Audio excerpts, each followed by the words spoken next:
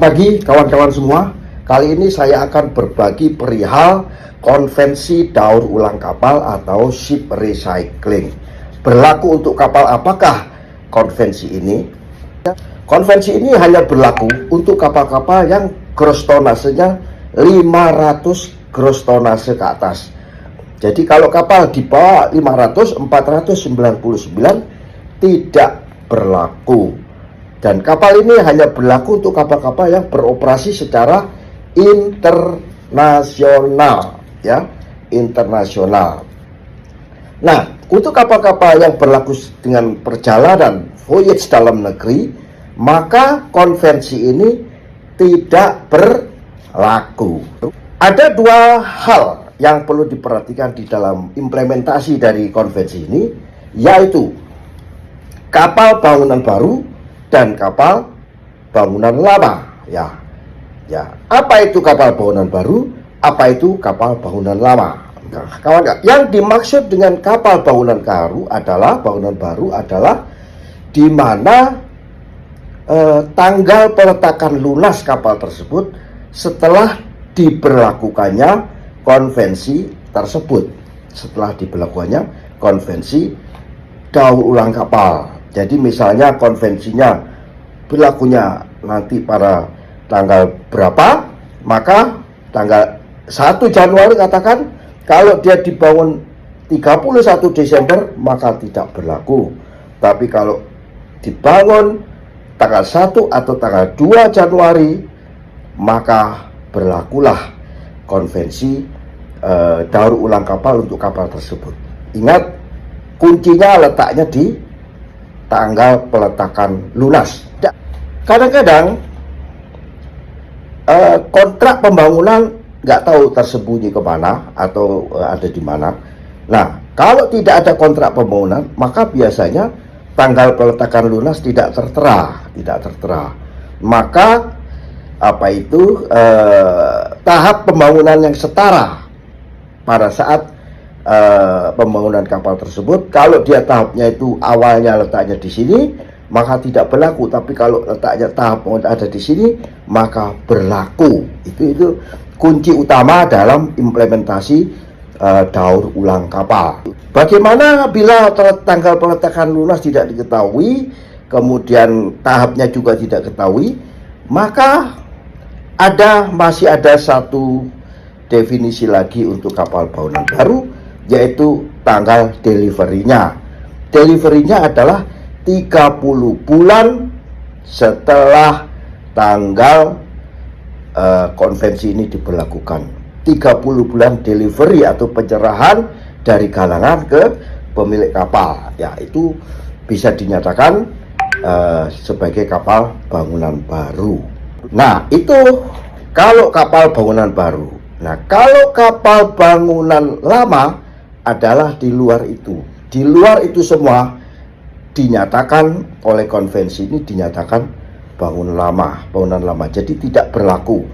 Jadi kapal-kapal di Indonesia yang dibangun saat ini sebenarnya belum berlaku untuk menerapkan konvensi daur ulang kapal. Baik kawan-kawan, ada satu lagi namanya dikenal penyusunan bagian 1 dari International Hazard Material, ya, Part 1.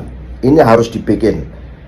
Kalau kapal kita bangunan baru dan masuk di dalam kategori new building, ya, new building ataupun kapal-kapal yang terkena pemberlakuan konvensi daur ulang kapal ini, maka kita harus menyiapkan namanya IHM, International Hazardous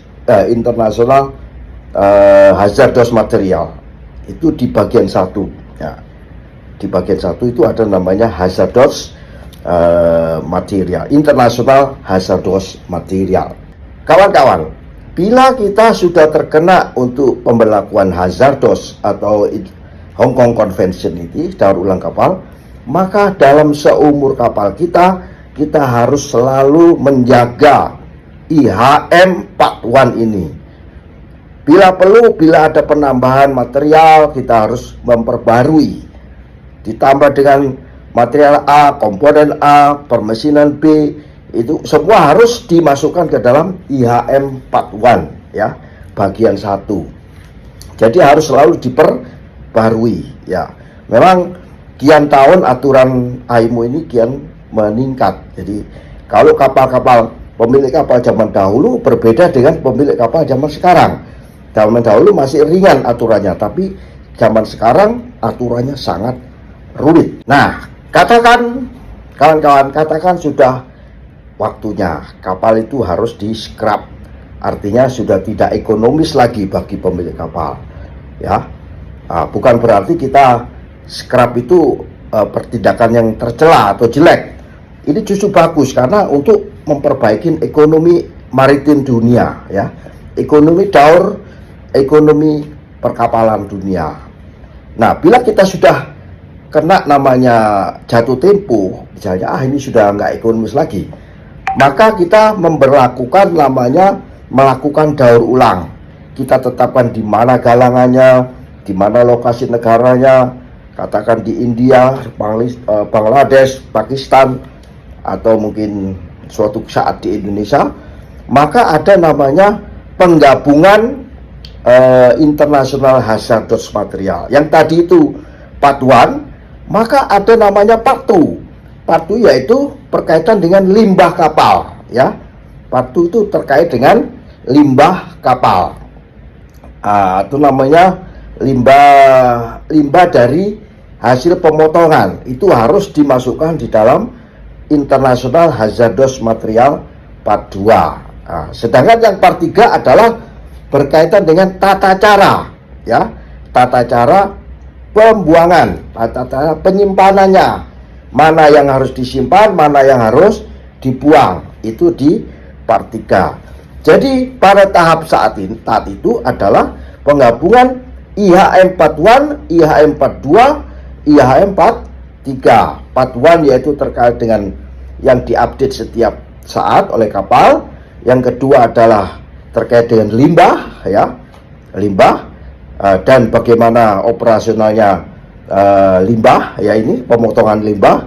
Kemudian yang Part 3 yaitu terkait dengan bagaimana material yang sudah dipotong tadi, yang sudah dipisahkan, mana yang harus disimpan menjadi didaur ulang, mana yang harus dibuang dengan tata cara yang benar di Part 3. Sehingga pada saat daur ulang ada 3 tahapan yang harus kita ketahui.